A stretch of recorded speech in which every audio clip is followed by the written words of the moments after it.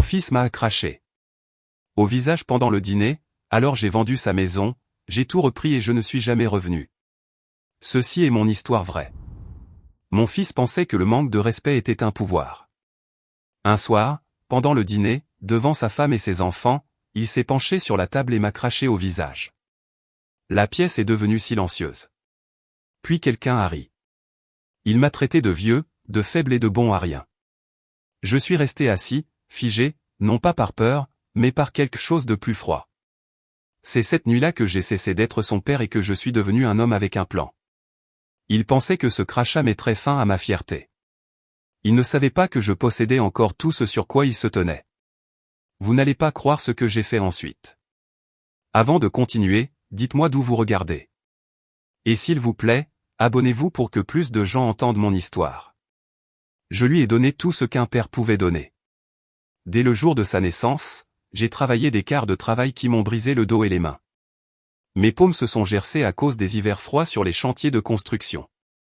Mes genoux me faisaient mal à force de monter aux échelles sous la pluie, et mes poumons se remplissaient de poussière et de ciment.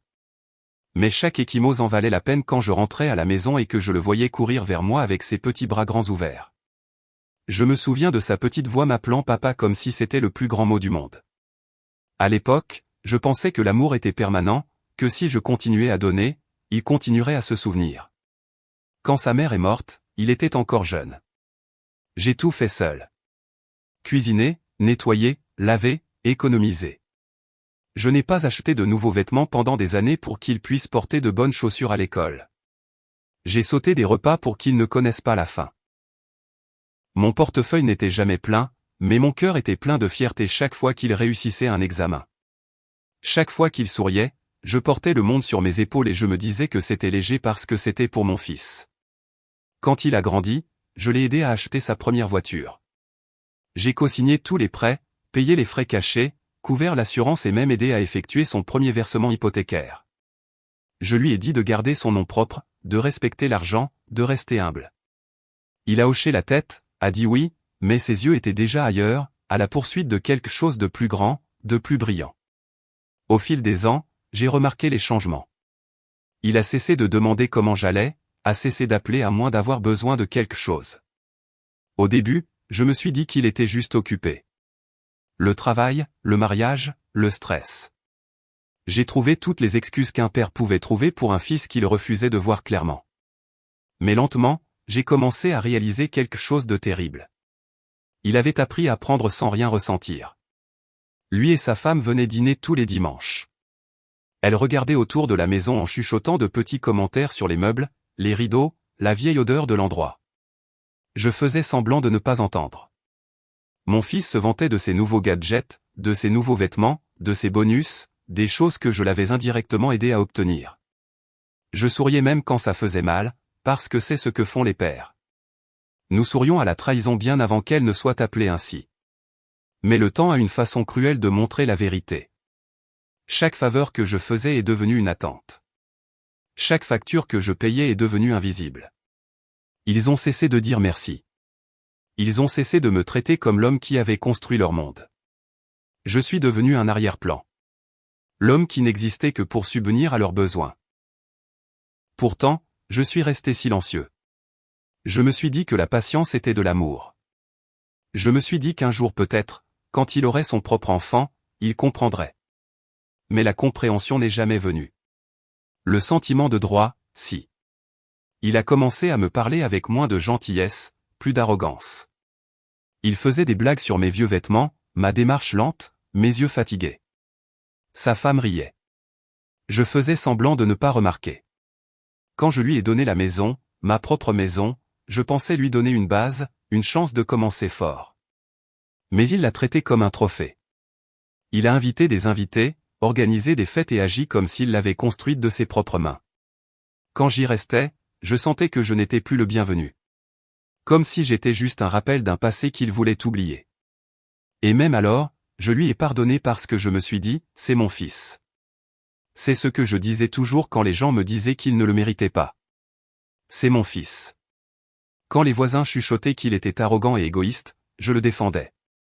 Il est jeune, disais-je.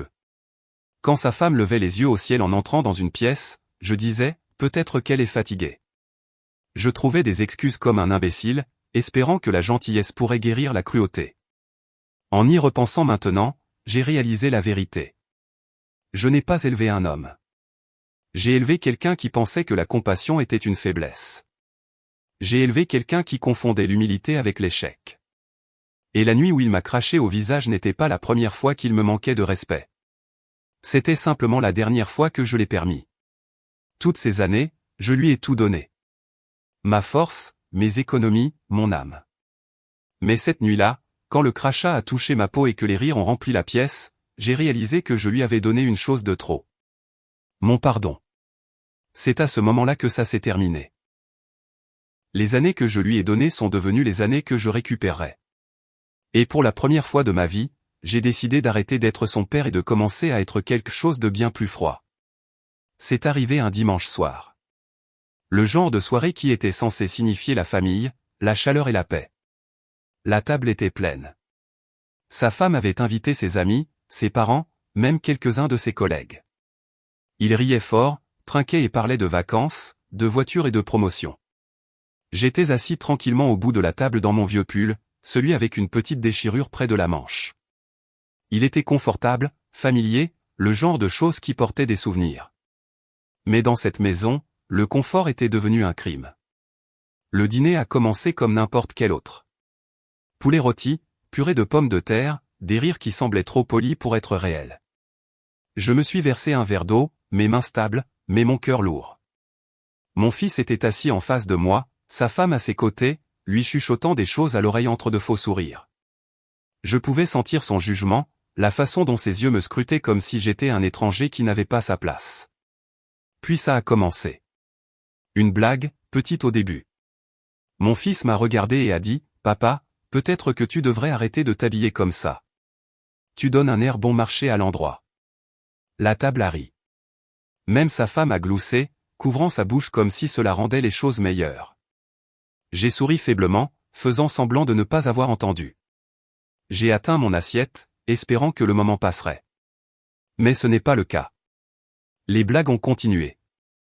Les vieillards comme toi devraient prendre leur retraite de tout, même de manger, a dit son ami.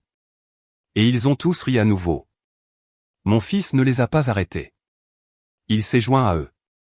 Chaque rire était comme un clou enfoncé dans ma poitrine. Ma fourchette tremblait. J'ai gardé les yeux sur mon assiette. J'ai pensé que si je restais silencieux, il s'ennuierait et passerait à autre chose. Au lieu de cela, il s'est penché plus près. « Tu sais quoi, papa, dit-il, la voix dégoulinante d'arrogance. Tu es assis là comme si tu comptais encore. Mais ce n'est pas le cas. Tu es fini. Je ne te dois rien. » Les mots ont profondément coupé, mais avant que je puisse répondre, il a craché. C'était soudain, chaud, vif. Le son a résonné dans le silence qui a suivi. Une goutte a touché ma joue et a glissé jusqu'à mon col. Pendant un moment, je n'ai pas pu bouger. La table s'est figée. Sa femme a haleté doucement, mais pas d'horreur, d'amusement. Et puis sont venus les rires. Les mêmes rires qui s'étaient moqués de mes vêtements, de mon travail, de mon âge. Maintenant, ils se moquaient de ma dignité. Je suis resté assis là, à regarder mon assiette. Mon cœur était une tempête, mais mon visage est resté calme. J'ai pris ma serviette, je me suis essuyé le visage doucement et je l'ai regardé. Je n'ai pas parlé. Je n'ai pas juré. Je n'ai même pas cligné des yeux avec force. Parce que dans ce silence, quelque chose à l'intérieur de moi a changé pour toujours. Ce n'était pas seulement le crachat. C'était tout ce qu'il représentait. C'était chaque nuit où je rentrais à la maison avec les mains cassées pour lui acheter un jouet. Chaque fois que j'ai sauté un repas pour qu'il puisse manger plus. Chaque fois que je l'ai défendu quand les voisins disaient qu'il était irrespectueux, chaque once d'amour que j'ai versé dans un garçon qui était devenu un monstre. J'ai réalisé à cet instant que je n'étais plus un père. J'étais un serviteur qui avait survécu à son utilité, un symbole d'humilité qu'il voulait effacer de leur nouvelle vie brillante. Et si j'avais parlé alors, cela aurait signifié mendier un respect que je n'aurais jamais dû demander. Alors je suis resté silencieux. Je me suis levé lentement, j'ai repoussé ma chaise et je suis allé à la cuisine. Mes jambes étaient lourdes, mais mon esprit était vif. Je pouvais encore les entendre rire derrière moi. Sa femme chuchotant, il est si dramatique. Les mêmes personnes qui avaient mangé la nourriture que j'avais achetée, vécu dans une maison que j'avais payée et porté des vêtements que mes économies avaient aidé à acheter. Maintenant, ils se moquaient de moi comme si j'étais un divertissement. Je me suis tenu près de l'évier, regardant mon reflet dans la fenêtre. Le vieil homme qui me regardait n'était pas faible. Il attendait. L'humiliation ne m'a pas brisé. Elle m'a endurci. Elle a forgé quelque chose de nouveau, quelque chose de plus froid que la colère. Parce que la colère brûle vite. Mais l'humiliation, elle gèle. Et quand elle fond, elle remodèle tout ce qui l'entoure. Quand je me suis retourné, je les ai vus encore en train de parler, ignorant ce qu'ils venaient de faire. Ils pensaient que le vieil homme dont ils se moquaient resterait assis tranquillement pour toujours. Ils pensaient que je reviendrais le dimanche suivant, en faisant semblant que tout allait bien. Ils se sont trompés. Cette nuit-là, je n'ai pas dormi. Je me suis assis dans ma petite chambre, les lumières éteintes, rejouant le moment dans mon esprit. Pas le crachat, pas les rires, mais le son de mon propre silence. Parce que j'ai réalisé que le silence peut être plus fort que la vengeance. Au matin, je savais exactement ce que j'allais faire. Ce dîner ne m'a pas seulement brisé. Il a construit l'homme qui entrerait dans le bureau d'un avocat le lendemain. Calme, délibéré et prêt à effacer toute trace de miséricorde qu'il avait jamais montrée. Quand je suis arrivé dans la cuisine cette nuit-là, les rires de la salle à manger résonnaient encore à travers les murs. Ils étaient étouffés par la distance, mais assez vifs pour percer chaque centimètre de ma fierté. Je me suis tenu près du comptoir, les mains tremblant légèrement, non pas à cause de l'âge ou de la faiblesse, mais à cause de quelque chose de plus froid. L'humiliation. L'humiliation pure et non filtrée. Je pouvais encore sentir la chaleur du crachat sur ma joue. Je l'ai essuyé à nouveau, bien qu'il soit déjà parti, comme si j'essayais d'effacer le moment de ma peau. Mais des moments comme ça ne s'effacent pas. Ils restent. Ils sculptent. Ils pourrissent de l'intérieur. La cuisine sentait le poulet rôti, le beurre et le vin. Le même dîner que j'avais payé. J'avais acheté chaque ingrédient comme je le faisais toujours, pensant que subvenir à leurs besoins était de l'amour. Pensant que donner était la même chose qu'être apprécié, je me suis tenu là, regardant les assiettes à moitié pleines, les verres qu'ils avaient touchés, les rires qu'ils avaient partagés, et ça m'a frappé. J'avais construit ce confort. Chaque chaise, chaque cuillère, chaque mur portait mes empreintes digitales.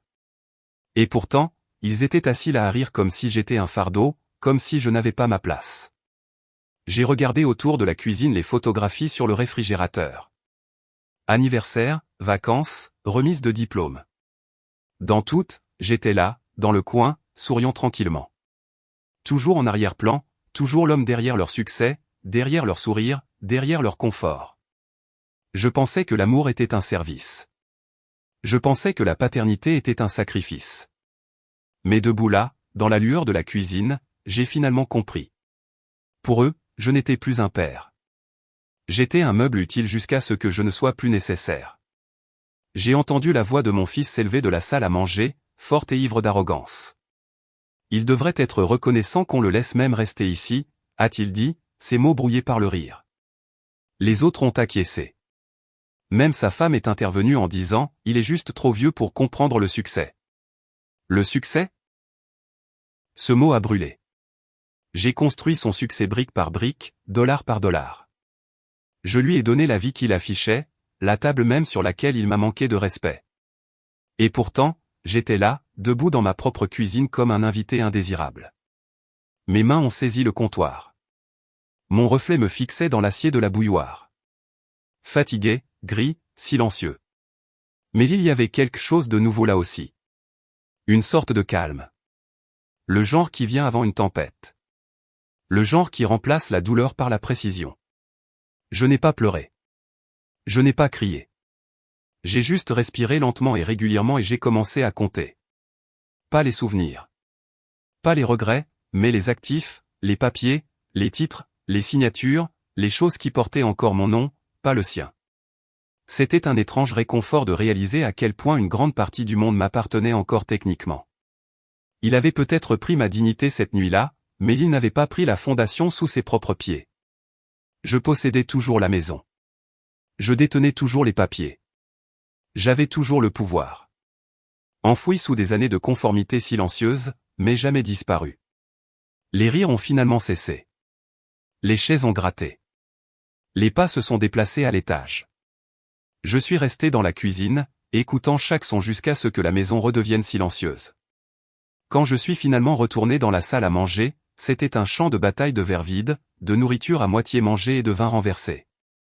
La lumière vacillait au-dessus de la table, projetant des ombres sur le désordre. Mon assiette était toujours là, intacte, froide. Je me suis assis et je l'ai regardée pendant un long moment. La honte s'était transformée en autre chose maintenant, quelque chose de plus vif. Je n'étais pas brisé. J'étais éveillé. Pour la première fois depuis des années, je voyais tout clairement. Le fils que j'avais élevé avec patience et amour était parti, remplacé par un homme qui pensait que la cruauté était un pouvoir. La femme à ses côtés, complice, suffisante, avait transformé ma maison en un lieu de moquerie. J'ai nettoyé la table lentement, pièce par pièce. Chaque assiette empilée proprement, chaque verre lavé avec soin. Mes mouvements étaient calmes, méthodiques. La même discipline que j'avais utilisée pour l'élever, maintenant réutilisée pour quelque chose de bien plus froid. Quand j'ai eu fini, j'ai éteint les lumières, laissant la maison sombrer dans l'obscurité. Dans cette obscurité, j'ai pris ma décision. Il pensait que je reviendrais à table le lendemain matin, en faisant semblant que rien ne s'était passé. Il pensait que le vieil homme oublierait parce que c'est ce que font les vieillards, ils oublient. Mais je n'ai pas oublié. J'ai mémorisé chaque rire, chaque sourire en coin, chaque mot. Et au moment où ils se sont réveillés le lendemain, j'avais déjà décidé ce que j'allais prendre. Tout. Pas par dépit, mais par justice. Ils voulaient me traiter comme si je n'étais rien. Alors je leur montrerai à quoi ressemble la vie quand je ne deviens vraiment rien pour eux. Cette nuit dans la cuisine n'était pas une humiliation. C'était une transformation.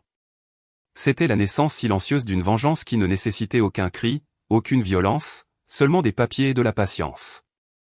J'ai éteint la dernière lumière, j'ai jeté un dernier regard sur la table vide et je me suis murmuré, vous ne rirez pas demain. Quand le matin est venu, la maison sentait le vin éventé et l'arrogance.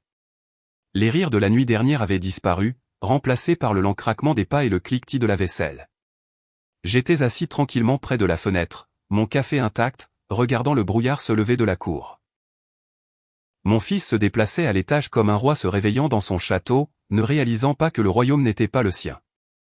Il pensait que j'étais juste assis là, vieux, vaincu, humilié. Mais en vérité, je n'étais pas assis. Je calculais. Je suis allé dans mon petit bureau, celui où personne n'entrait plus jamais.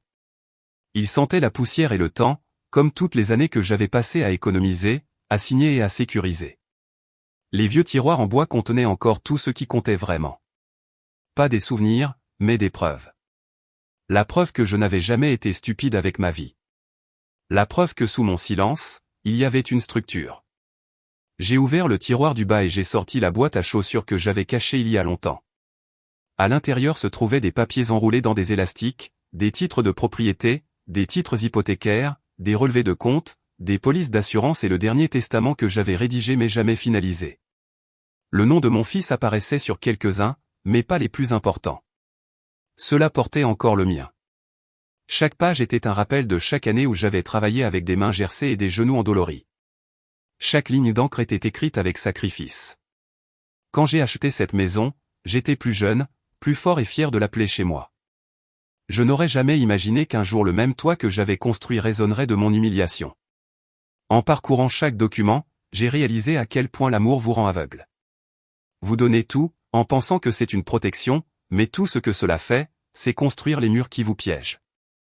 Mes yeux se sont attardés sur l'acte de propriété de la maison. Mon nom en gras, permanent en haut. Le sien, temporaire, conditionnel en dessous. J'avais gardé la propriété discrètement, sans jamais transférer le contrôle total. Ce n'était pas de la méfiance à l'époque. C'était de la prudence. Mais maintenant, c'était le salut. Ce papier était mon arme, ma justice, ma sortie. J'ai souri faiblement pour la première fois depuis des années. Pas de joie, mais de clarté. J'ai sorti la petite clé du coffre-fort caché dans une partie creuse de la bibliothèque. Le coffre-fort s'est ouvert avec un clic silencieux, comme un battement de cœur. À l'intérieur se trouvaient les choses dont personne ne connaissait l'existence. De vieux certificats d'épargne, un carnet de comptes séparés et une lettre de la banque confirmant mon pouvoir secondaire sur chaque compte joint. Mon fils pensait que les comptes étaient son terrain de jeu, que mon nom était là par habitude. Mais les habitudes ont des conséquences, et j'étais sur le point de transformer cette négligence en une leçon. J'ai tout étalé sur le bureau dans l'ordre nécessaire. Acte de propriété, coordonnées bancaires, actions, titres de voiture, assurance. Ma vieille alliance était même là, lourde d'ironie. Ce n'était pas seulement des choses. C'était des années, des décennies. Les morceaux d'une vie construite à partir de rien d'autre que de la volonté. Et en les regardant, j'ai réalisé que tout ce qu'il avait, sa maison, son confort, son soi-disant pouvoir, existait grâce à moi. Chaque centimètre de cette maison était imprégné de mon travail. J'ai pris mon stylo et j'ai commencé à écrire.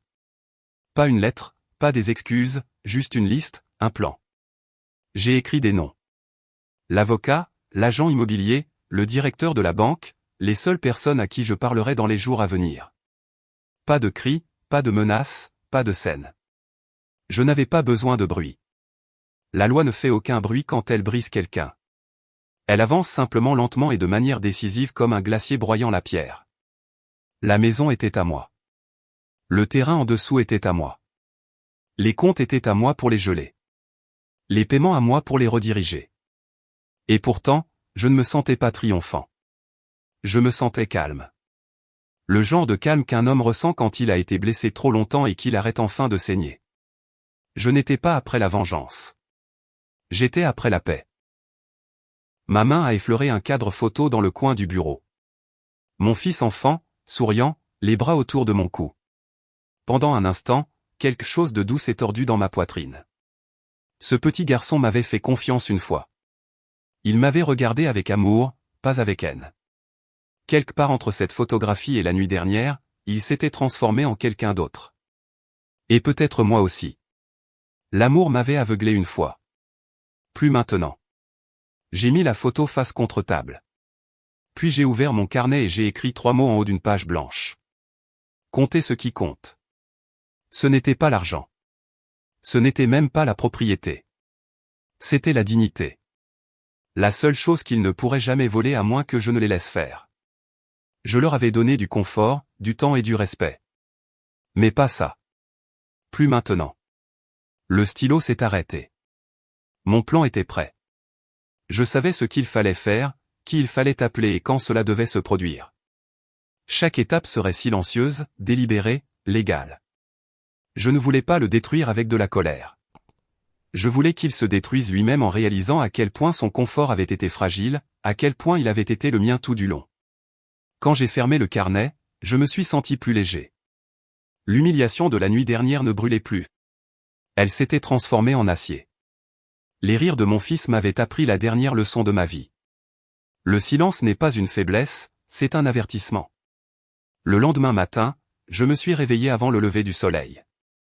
La maison était encore, l'air épais du genre de silence qui vient après une tempête. Je n'ai pas préparé le petit déjeuner comme d'habitude. Je n'ai attendu personne pour se réveiller. Je me suis juste habillé de mon vieux manteau, le même dont il se moquait, et je suis parti tranquillement. Mes chaussures résonnaient sur le chemin froid alors que je marchais vers l'arrêt de bus, tenant un dossier près de ma poitrine. À l'intérieur, il y avait tout, ma preuve, ma propriété, ma sortie. Quand je suis arrivé au bureau de l'avocat, la greffière m'a regardé comme si j'étais un autre vieil homme fatigué avec une petite plainte. Mais quand j'ai posé le dossier sur son bureau et que j'ai demandé Monsieur Peterson, l'associé principal, son expression a changé. Elle a vu le sérieux dans mes yeux, le genre qui ne vient pas de la confusion, mais de la certitude. Monsieur Peterson m'avait aidé pour des questions de propriété il y a des années. Il était plus âgé maintenant aussi, gris et patient, le genre d'homme qui comprenait le silence mieux que les mots. Il m'a conduit dans son bureau et je me suis assis en face de lui. Il est temps, ai-je dit. Il n'a pas demandé d'explication. Il a simplement ouvert le dossier. Pendant les 2 heures suivantes, nous avons examiné chaque document, chaque ligne, chaque signature. Je m'étais préparé pour ce moment avec précision. La maison, les comptes, l'assurance, tous encore liés à moi, tous encore sous mon contrôle final. Nous avons rédigé les papiers lentement. Le nouvel accord de vente, le transfert de propriété, la clôture des comptes joints. Chaque coup de stylo ressemblait à une reprise de souffle silencieuse. Il m'a demandé si je voulais avertir mon fils, mais j'ai secoué la tête. Non, ai-je dit. Laissez les papiers parler. Parce que c'est ça la légalité. Elle ne crie pas. Elle n'avertit pas. Elle arrive juste. Et quand elle le fait, il n'y a pas de retour en arrière possible. Au fil des heures, les signatures se sont accumulées. Des témoins sont venus et repartis, des tampons ont été apposés sur le papier comme les derniers clous dans un cercueil. Chaque clic du stylo était un autre pas loin de l'homme qui m'avait craché dessus. Un autre pouce de distance entre qui j'étais et qui je devenais. Quand tout a été terminé, Monsieur Peterson m'a regardé attentivement. « Vous êtes sûr de ça ?» a-t-il demandé. J'ai hoché la tête. « Il apprendra » ai-je dit simplement. Pas par la douleur, par la perte. J'ai quitté le bureau et je suis allé directement à la banque. Le directeur là-bas me connaissait depuis des années, depuis que j'avais ouvert mon premier compte. Il m'a salué avec surprise. Je n'étais pas venu depuis longtemps. Quand je lui ai montré les documents juridiques mis à jour et que j'ai demandé une action immédiate, son ton a changé, professionnel, prudent, respectueux. Nous avons examiné chaque compte. J'ai révoqué le nom de mon fils du compte joint, gelé son accès et redirigé les fonds vers mon compte privé. J'ai fermé la carte qu'il utilisait pour les paiements, celle liée à mes dépôts. J'ai mis à jour l'adresse postale, changé les codes de sécurité, remplacé les mots de passe. Tout était maintenant à moi seul. Il se réveillerait demain dans un monde qui ne le reconnaîtrait plus. Ce n'est pas la vengeance qui m'a guidé. C'était l'équilibre. Il avait transformé ma confiance en humiliation, mes soins en faiblesse. Mais maintenant, les balances étaient équilibrées. Non pas parce que j'ai crié, non pas parce que je me suis battu, mais parce que j'ai utilisé les outils silencieux qu'il a sous-estimés. La loi, après tout, n'a pas besoin d'émotion. Elle n'a besoin que de clarté. Au moment où je suis sorti de la banque, le soleil était haut. Le monde continuait comme si rien n'avait changé. Les voitures passaient, les enfants riaient, les oiseaux chantaient, mais mon monde avait complètement changé. Le pouvoir qu'il pensait détenir avait disparu, remplacé par un silence qui m'appartenait. Je suis resté un long moment devant le bâtiment, sentant le vent d'hiver contre mon visage. Il ne faisait plus froid. Il était propre, honnête, comme un air que je n'avais pas respiré depuis des années. De retour à la maison avait l'air la même. Toujours debout, toujours sa fierté. Mais les papiers dans mon manteau racontaient une autre histoire. Sur le papier, elle était à moi. Entièrement, légalement, intouchablement à moi. Il pouvait se moquer de moi, me manquer de respect, même m'oublier. Mais il ne pourrait jamais changer l'encre. Cette nuit-là, ils ont ri à nouveau dans le salon, pensant qu'il régnait toujours sur l'espace que j'avais construit. J'étais assis tranquillement dans ma chambre, écoutant, tenant les documents comme une arme secrète. Ils ne le savaient pas encore, mais leur monde avait déjà été vendu. Leur rire était du temps emprunté. Et alors que j'éteignais ma lampe et fermais les yeux, je me suis murmuré, non pas avec colère, mais en paix. La maison est à moi. Le silence est à moi et demain la vérité sera à eux. Le matin est venu de la même manière qu'il le faisait toujours, avec la lumière du soleil qui se glissait à travers les rideaux et les oiseaux qui gazouillaient à l'extérieur de la fenêtre. Mais ce matin-là, quelque chose était différent. La maison semblait immobile, trop immobile. Pas de radio dans la cuisine. Pas de café en préparation. Pas de bourdonnement paresseux de la vie normale. J'étais déjà éveillé depuis des heures, assis sur ma chaise, mon manteau plié sur mes genoux, attendant.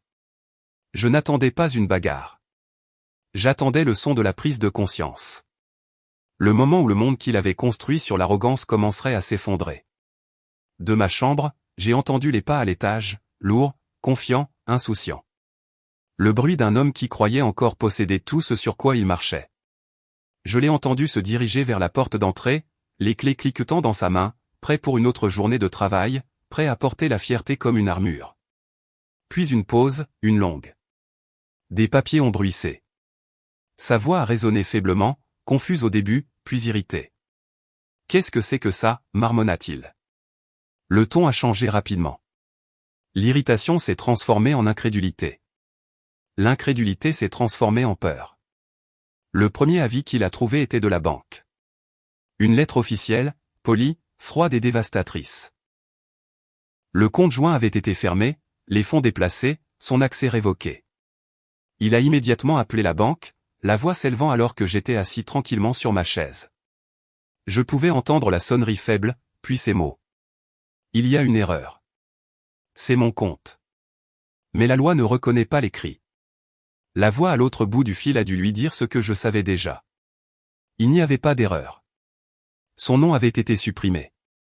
Tout était juridiquement contraignant, irréversible. Il a descendu le couloir en trombe, ouvrant les tiroirs, cherchant les chéquiers qui n'étaient plus valides. Son visage est apparu à ma porte, pâle, paniqué, plein de questions qu'il n'osait pas poser à voix haute. Je l'ai regardé une fois, calme et imperturbable, puis j'ai reporté mon regard sur la fenêtre. Je n'avais pas besoin de dire un mot. Mon silence était une réponse plus tranchante que toute accusation. Il a quitté la maison en hâte, claquant la porte derrière lui. Le bruit du moteur de sa voiture a brisé l'air calme du matin. Il est allé à la banque en pensant qu'il pourrait arranger les choses, les charmer, les intimider, les mêmes tours qu'il avait utilisés sur moi. Mais le pouvoir ne plie pas le papier. Au moment où il est arrivé, les transactions avaient déjà été compensées, les transferts scellés, les signatures attestées. Ses comptes avaient disparu, son crédit gelé, son accès révoqué. Le banquier, probablement nerveux mais poli, lui aurait dit « Votre père a tout finalisé hier, monsieur ». Pendant qu'il se battait contre des fantômes, une autre tempête se préparait derrière lui. L'agent immobilier à qui j'avais parlé la veille avait déjà commencé le processus de mise en vente de la maison. La propriété ne lui appartenait plus. Elle m'appartenait, et bientôt à personne. J'avais signé les documents de vente préliminaire la veille au soir. Au moment où il rentrerait à la maison, ses clés ne rentreraient plus dans les serrures. J'imagine son visage quand il est arrivé, la confusion laissant place à l'horreur alors qu'il trouvait des déménageurs sur le porche. Des étrangers transportant des cartons par la porte qu'il pensait autrefois être la sienne. Il aurait crié, exigé, menacé.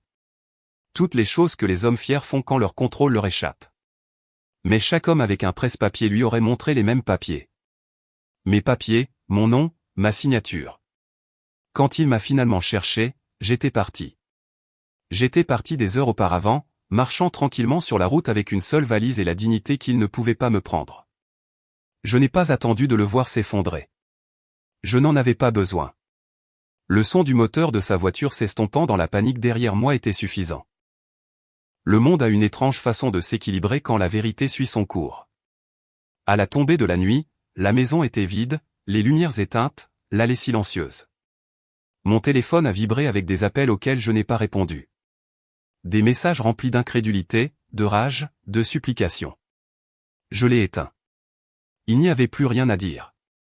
Il m'avait craché dessus devant sa famille, riant comme si j'étais une relique d'un autre temps. Maintenant, il apprendrait ce que le silence peut faire, comment il se déplace comme une marée. Lent imparable, reprenant tout avec lui. J'ai passé cette nuit-là dans un petit motel en périphérie de la ville. La chambre était simple mais paisible. Le bourdonnement du chauffage et le calme de la solitude m'enveloppaient comme une armure. J'ai regardé par la fenêtre la rue vide et j'ai réalisé que je n'avais plus de tristesse, juste de la clarté. La même clarté qui vient quand on cesse enfin d'aimer les gens qui ne vous voient que comme un outil. Le lendemain matin, je serais parti pour de bon. Nouvelle ville, nouveau nom, nouvelle paix. La maison dans laquelle il avait craché n'était plus qu'un numéro de transaction entre les mains de quelqu'un d'autre. Et moi, l'homme dont il s'était moqué, j'étais libre. Le contre-coup n'est pas venu d'un seul coup. Il a commencé lentement, comme des fissures se formant dans le verre. Silencieux, invisible, mais se propageant rapidement. Le monde que mon fils avait construit sur l'ego et la fierté empruntée a commencé à s'effondrer sur lui-même, morceau par morceau. Il n'a pas seulement perdu la maison. Il a perdu l'illusion qu'il était intouchable. Chaque appel téléphonique, chaque coup à la porte, chaque lettre dans la boîte aux lettres était un autre rappel que l'homme dont il s'était moqué, le vieil imbécile sur lequel il avait craché, avait été celui qui tenait sa vie ensemble depuis le début. Le deuxième matin après mon départ, les déménageurs ont fini de vider la maison. À midi, les serrures avaient été changées, les papiers du nouveau propriétaire déposés, et le rire de mon fils, le même rire cruel et moqueur qui avait autrefois rempli ses murs, n'était plus nulle part. Les voisins se tenaient dehors en chuchotant. Ils avaient tout vu. Ils l'avaient vu se vanter, rabaisser, parader sa richesse comme une couronne. Maintenant, ils le voyaient debout devant sa propre maison, criant sur des hommes qui ne prenaient même pas la peine de répondre. Certains secouaient la tête. D'autres souriaient tranquillement. Parce que dans les petites villes, le karma n'a pas besoin d'une scène. Il se produit sur les pelouses. Cette nuit-là, il a dormi dans sa voiture, la même voiture que je l'avais aidé à acheter il y a 10 ans quand il était trop fauché pour obtenir un prêt. Je l'imaginais là, fixant le plafond, rejouant le dîner dans son esprit, le crachat, les rires, mon silence. Peut-être que pour la première fois, il a compris que je n'avais pas été silencieux par peur, mais par pouvoir. Un pouvoir qui venait de la connaissance, de la patience, d'avoir construit quelque chose qu'il n'a jamais appris à apprécier. Le 3e jour, sa femme était partie. Elle a fait ses valises tranquillement, laissant une note sur le siège à côté de lui qui disait « Tu as tout gâché ». Peut-être qu'elle le blâmait. Peut-être qu'elle a réalisé qu'elle avait épousé un homme qui pouvait détruire son propre père et s'attendre encore à ce que le monde lui pardonne. Mais le monde ne pardonne pas l'arrogance. Il attend juste son moment. J'ai entendu plus tard par des chuchotements, par le bouche à oreille, qu'il avait essayé de me trouver. Il est allé au bureau de l'avocat, à la banque, même à la police. Ils lui ont tous dit la même chose. Votre père a agi dans son droit. C'est la beauté des papiers. Ils ne se soucient pas des émotions. Ils n'ont pas besoin de crier. Ils mettent simplement fin aux choses légalement, tranquillement, pour toujours. Les appels ont continué pendant des semaines après ça. Je n'ai jamais décroché. Parfois, j'écoutais les messages vocaux, cependant. Je pouvais entendre le changement dans sa voix, de la colère à la supplication, de la supplication au désespoir. Papa, s'il te plaît. J'ai fait une erreur. S'il te plaît, j'ai besoin d'aide. Le même homme qui m'avait craché au visage suppliait maintenant à travers la statique, la voix brisée comme un enfant. Mais je ne le détestais plus. La haine prend de l'énergie, et j'avais passé assez de ma vie à verser de l'énergie en lui. J'ai simplement éteint le téléphone et suis retourné à mon café. La communauté est devenue froide envers lui. Le respect ne survit pas à l'humiliation, surtout quand l'histoire se répand vite.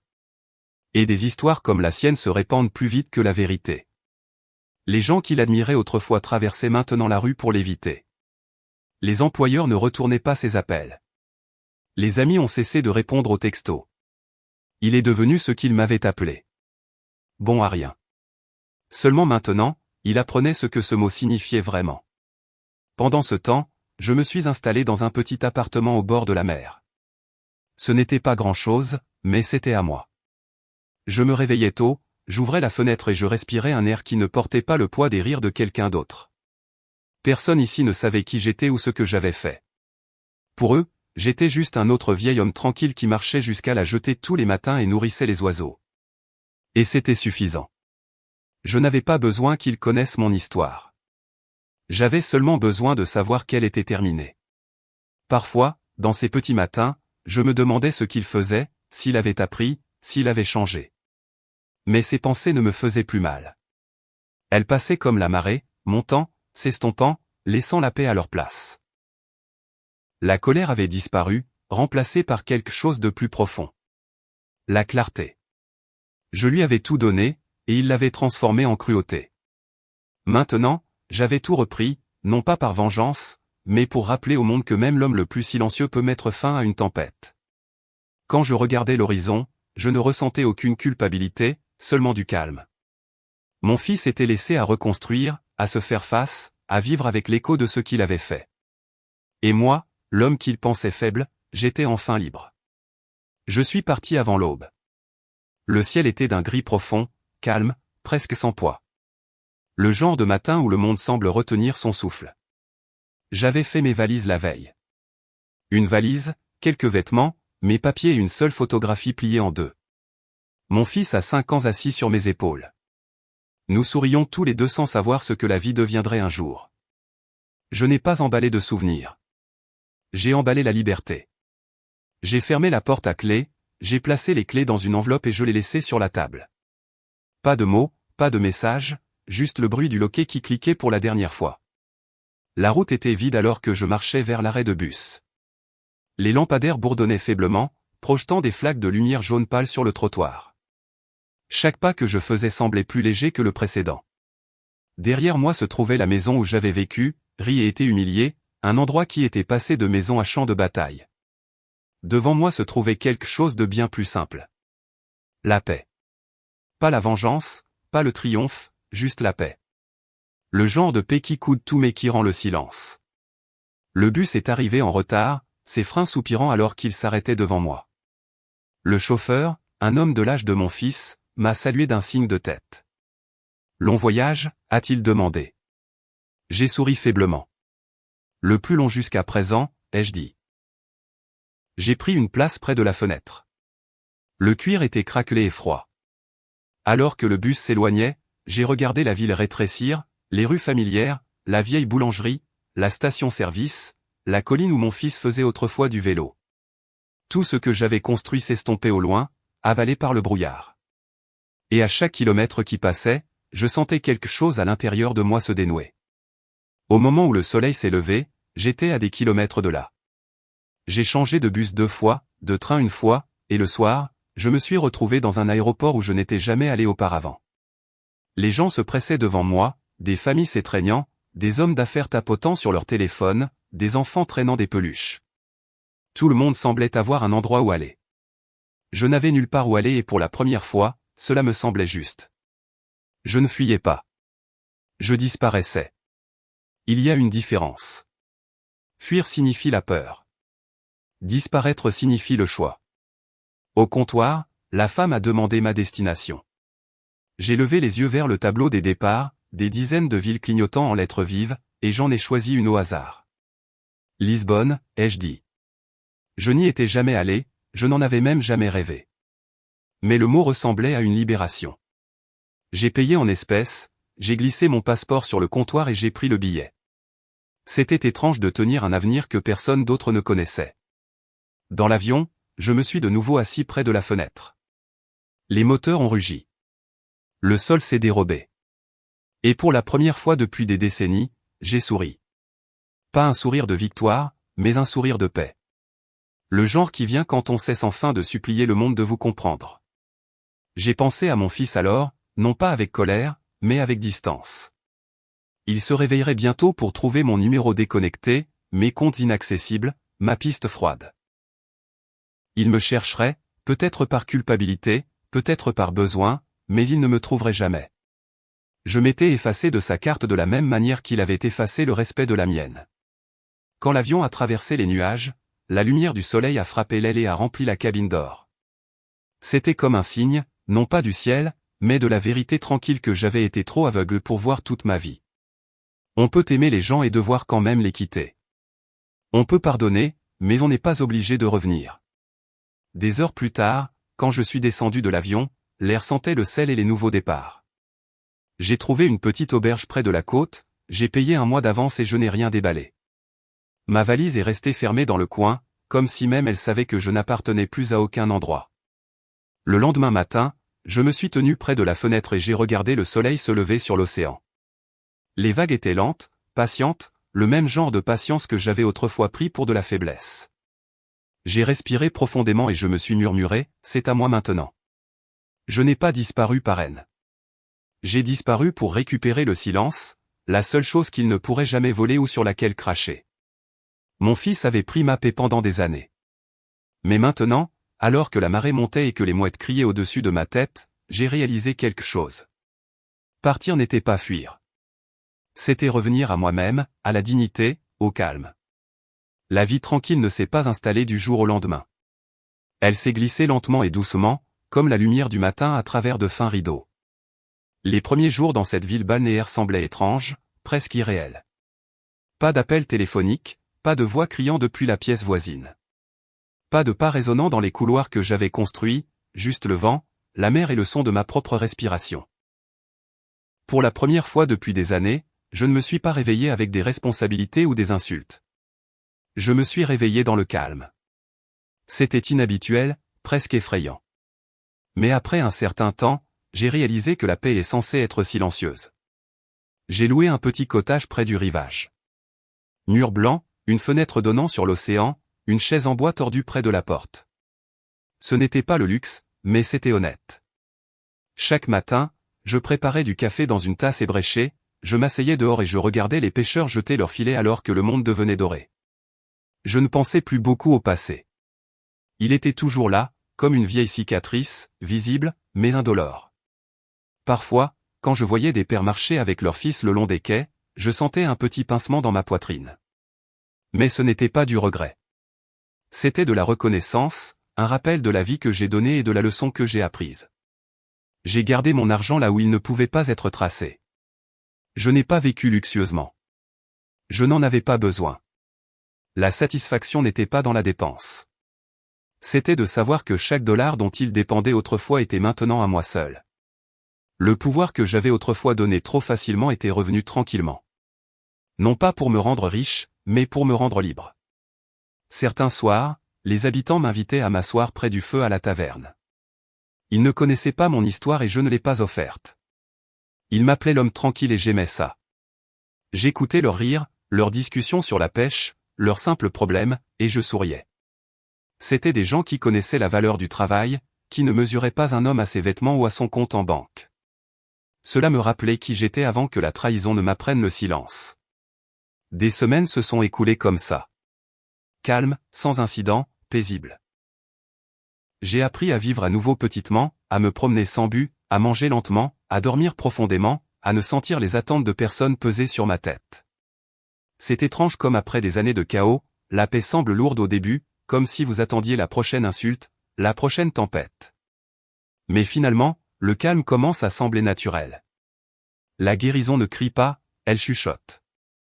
Un jour, je suis allé au bureau de poste et j'ai posté une lettre. Pas à lui, mais à mon avocat. Elle disait simplement « finaliser ». Ne pas divulguer l'emplacement. C'était tout. Pas d'adresse de réexpédition, pas de signature nécessaire. Je ne devais plus ma présence à personne. Le monde que j'avais laissé derrière moi pouvait tourner comme il lui plaisait. Parfois, je me demandais ce qu'il était devenu. Mon fils, celui qui me regardait autrefois avec admiration, puis avec dégoût. Les nouvelles voyagent même jusqu'au rivage lointain, et j'ai entendu des bribes de son histoire par des gens qui ne savaient pas qu'il parlait de lui. L'homme qui se vantait autrefois de tout posséder faisait maintenant des petits boulots pour payer ses dettes. La maison était partie depuis longtemps. Sa femme s'était remariée. Sa fierté avait été remplacée par le silence. Je n'ai pas souri quand je l'ai entendu. Je n'ai pas célébré. J'ai juste hoché la tête. Le monde lui avait finalement appris ce que je n'avais plus besoin de dire. Dans la vie tranquille que j'ai choisie, j'ai trouvé quelque chose que l'argent ou la vengeance ne pourraient jamais acheter. Le respect de soi. Le genre qui n'a pas besoin de témoins ou d'applaudissements. Le genre qui vit dans la façon dont vous vous réveillez, dont vous respirez, dont vous vous comportez après avoir été brisé. Les gens pensent que la vengeance consiste à détruire. Ce n'est pas le cas. C'est une question de restauration. Remettre les choses à leur place. La dignité avec l'homme qui l'a mérité. Les conséquences avec l'homme qui les a invités.